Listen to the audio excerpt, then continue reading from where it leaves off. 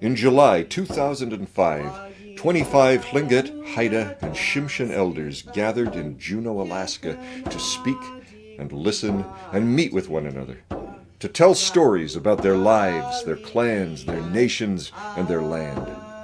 Stories about embracing family and community wellness. The year before, these same elders had met to agree upon a common set of traditional tribal values. Those values were then taken to the 69th Annual Delegates Assembly of the tribe and unanimously adopted. They are as follows: discipline and obedience to the traditions of our ancestors, respect for self, elders, and others, respect for nature and property, patience. Pride in family, clan, and traditions is found in love, loyalty, and generosity.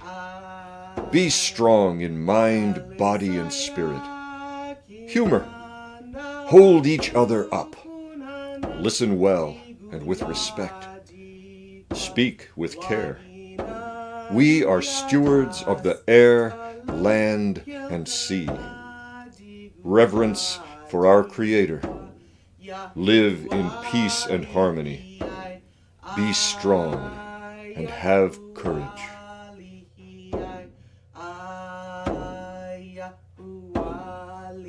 These are the stories they told.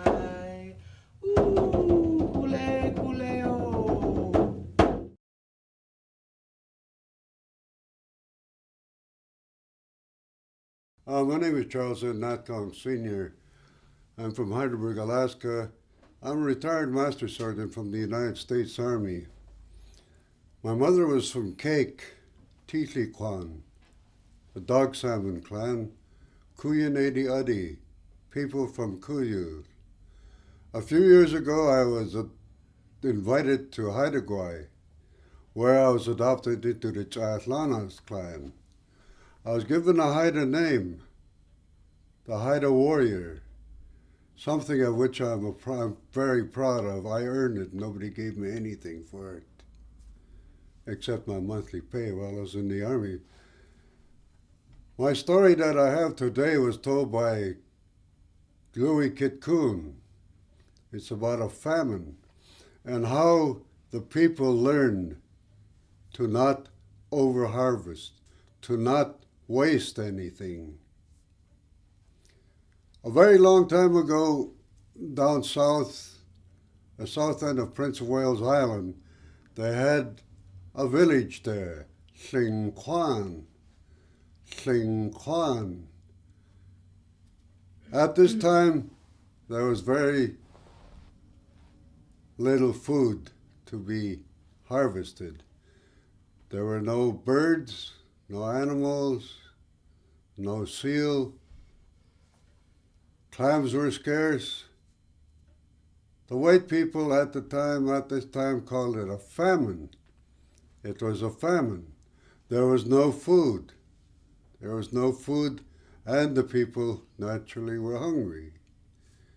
They had sent this one man out one day to Tlingit, south of Heidelberg. He found a creek there that was full of salmon. He got what he needed and brought it back to the people. He told them about this creek that was full of fish. Everybody went down in their canoes and they got what they needed. And the leader at the time cautioned them, do not overharvest. Take what you need. Take what you need for a winter's supply. This way, we will have some more for the next harvest. As they were coming back, they were singing, they were happy, they had something to eat. They came to a cliff, and here they saw a bear, a black bear. It climbed up on top of the cliff.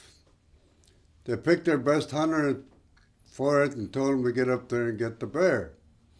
He got up there, he shot the bear, and then the other people came up to the cliff and helped him to drag it down. As they were dragging it down, they looked around. There were berries all over there, salmon berries all over. So they start picking the salmon berries. And after they had picked the salmon berries, the chief again said, "Do not over-harvest. We'll have something for next year." As they were paddling back, they were singing, they were happy. And the chief said, "Stop. Everybody get together here. Give thanks. Give thanks to that great man up there for the food he has provided." Then they gave thanks there by saying prayers. At the time, there were no missionaries. There were no other people around. They didn't know about Jesus Christ or the vengeful God that we have now. They knew there was a big man up there who took care of everything. He took care of the people who believed in him. So at the time, the people learned, do not over-harvest. Do not waste anything. At the time, they also learned to help the older people, who can't go out and harvest for themselves. So here again, the end of the story comes, and we learn not to over-harvest, not to waste, to help other people, and also respect each other. An elder is someone who has earned respect, and respects other people. This elder also has accomplishments other people talk about. When you start saying I, me, mine, in Haida they call it slave talk, not much of a compliment. So this is the end of my story, of the famine story as told by Louis Kit Kuhn quite a few years ago.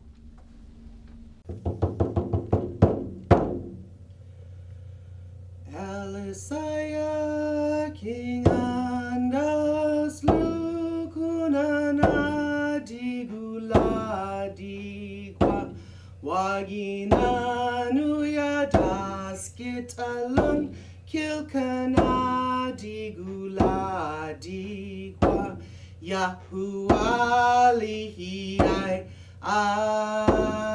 Yahuwah Lihiyai Yahuwah Lihiyai Yahuwah Lihiyai Yahuwah Lihiyai